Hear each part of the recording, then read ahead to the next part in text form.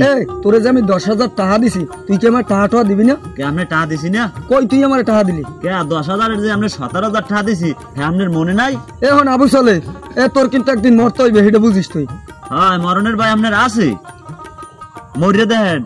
কবরে যাওয়ার আগে ফেরেশতারা প্রশ্ন করলে আগে জোতা দিয়ে একদম দিয়ে লইবে, এইবার প্রশ্ন করবে আপনারে। ফেরেশতারা কিরকম প্রশ্ন করে হ্যাঁ আমি জানি না। ফেরেশতারা করে আরবি প্রশ্ন, আমি এগুলো কমু, আমি আরবি বুঝি না। ও আপনি বোঝেন না, এই কইবেন? হ্যাঁ যাইয়ে দেখেন আপনি গুরুজের বাড়ির ঠেলায় সিধা বানাই হেলাইবে আপনারে। গুরুজের বাড়ি খেলি আমার না, গুরুজের বাড়ি তোরও দেবে। হ্যাঁ আপনি তো সুদ খান না, আপনি সুদ খান না? আমি কি সুদ খাই? আমি কি সুদ খাই? আমি খাই বেনিফিট, আমি সুদ খাই না। ও সুদ খান না, বেনিফিট খান। আমি যদি সুদ খাই আর আমি যদি অপরাধী হই, হলে তুইও অপরাধী। আমি সুদের টাকা লাগাই আর তুই সুদে নাও, তুই এটা মনে করিস আমার টাকা কটা দিয়ে যাস। ভাই তুমি আমার কিছু করার পর আমি বুঝছি আসলে আমার সুদে টাকা লাগানোটা ঠিক হয় নাই। ভাইরা আপনারা সুদে টাকা লাগাইবেন না, টাকা নেবেনও না, কারণ টাকা লাগানো এবং টাকা নেওয়া দুটোই হারাম।